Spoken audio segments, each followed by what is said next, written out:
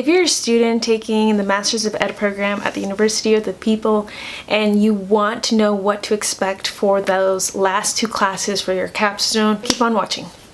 If you don't know me, my name is Yil Bass. I am a former Spanish teacher, Spanish high school teacher, and I make videos on education experience through the University of the People, taking the Masters of Ed program. I actually finished last year, and anything related to Spanish tutoring business, which is something that I relaunched this summer, which is amazing. So if any of those things are of interest to you, go ahead and click subscribe right down there. And let's keep watching. So there are 3 main parts to the last part of the program, or 3 general assignments. The first one is portfolio presentation, research and practice portfolio, and the applied research paper, which is essentially your capstone. So I'm going to show you examples through a screen recording of my own work. Before I give you examples of the projects that I did, let me show you how you're expected to manage your time. And this is actually a requirement from the program. They want to see how you are going to manage your project, your tasks, because it is a lot. And you will be submitting this to your professor.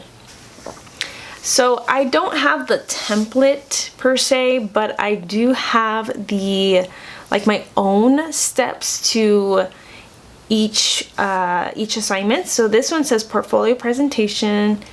These are my tasks for research and practice portfolio, and then my tasks for applied research report.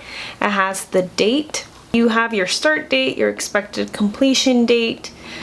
I'm going to be very honest, it's very useful to have this tool, and it doesn't matter if you're the type of person that, I'll just do it as I go. It's important that you have some structure, and that way you're not rushing into the capstone. If you've been rushing into the whole program, make it your goal to not rush it with this capstone. Okay, so we'll begin with the portfolio presentation, which is connected to your research and practice portfolio. The wording of both of those assignments are like whack.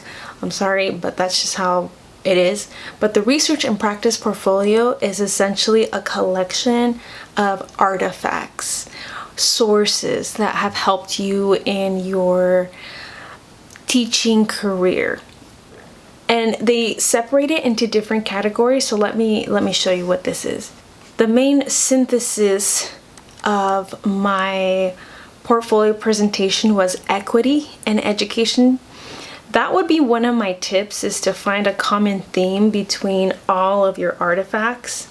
Analysis of the interconnectedness among curriculum and assessment.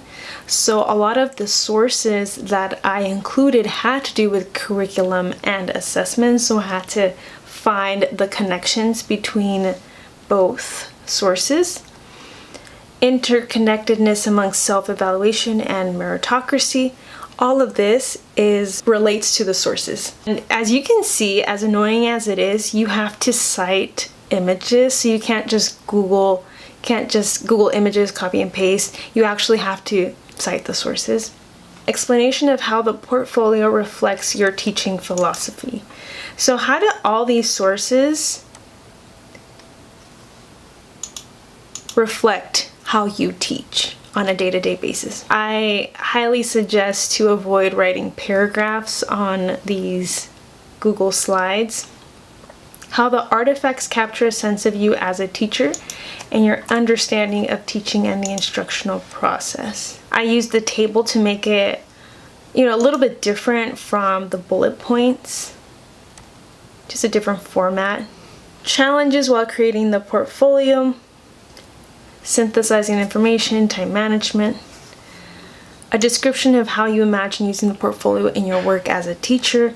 I think this is more of the application, and then your references. Next, we are going into the research and practice portfolio, and this one's a little wonky because I don't have 100% memorized what this assignment entails. So if you have a better idea, understanding, please write it in the comments. This portfolio is basically a collection of your artifacts and a small explanation of what that looks like. Make sure that you have a working list throughout the course of the program so that you're not like trying to look for sources from previous classes. The last thing is the actual capstone, the applied research report. And just to give you a brief overview, mine was more than 30 pages, and they do give you a format to work off of. So if you're like, I don't know how to write this, well, there are templates that they'll be able to give you. There's a lot of support and a lot of time to complete the capstone. So the title of my capstone is Culturally Responsive Teaching in Secondary Education. Let's go over the questions so that you know what this is about.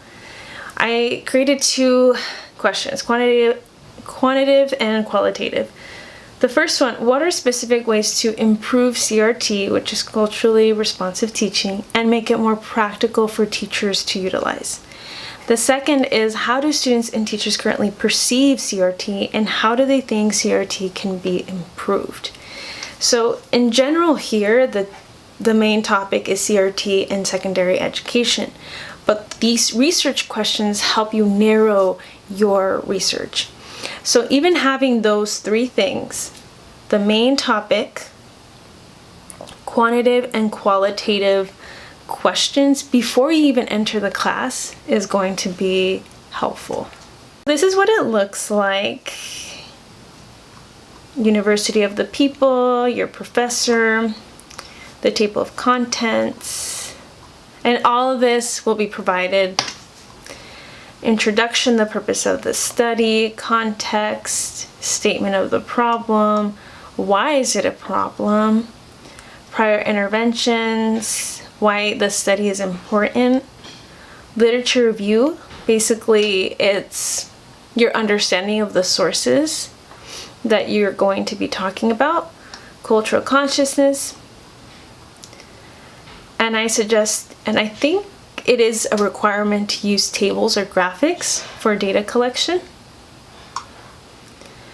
And so basically I looked into cultural responsive teaching in different areas, in different subjects, such as math, English, history, music class. I wrote a summary, methodology, the research question again, study population, population justification, intervention, and it also asks for your intervention plan. So what did you do week by week? The sources of data. What did you use to collect the data? What did your procedure look like? How did you get participants? Informed consent, ethical considerations, all this jazz. Data analysis and results.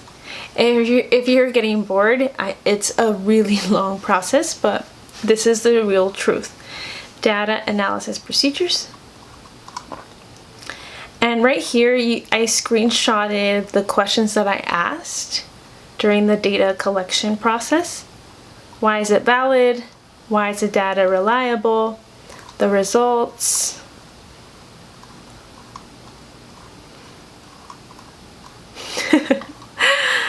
Discussion and conclusion. What was my outcome? Learning themes, implications, and then my conclusion and references at the end. Number 1, start early. Think about your topic and your 2 questions, your 2 research questions before the class even starts. Start the data collection immediately. I didn't do this and I felt like my data wasn't 100% accurate because a lot of teachers got back to me super late. I tried to only use survey as results and I didn't have time for one-on-one interviews or focus groups like I had wanted to. So if you really want to maximize and optimize this experience, start early. Don't be like me. My third tip is use Google Forms to collect your data. It's a free tool, easy to use. Most people are familiar with it. Last one, it seems basic, but just ask questions before. Like once they pop into your head, write it to your instructor immediately. Because if you wait until the last minute, it's really going to affect you. If you learned something new today, do me a favor and click the like button, subscribe to this channel for more U of People content or just teacher related stuff. And also, if you have 5 minutes of your time, go ahead and watch the next video, which is of me opening up my diploma and also what the graduation process looks like for this online program. And feel free to watch all my recommended videos on U of P in the description below. Thanks for watching, and I hope you have a blessed day. Bye.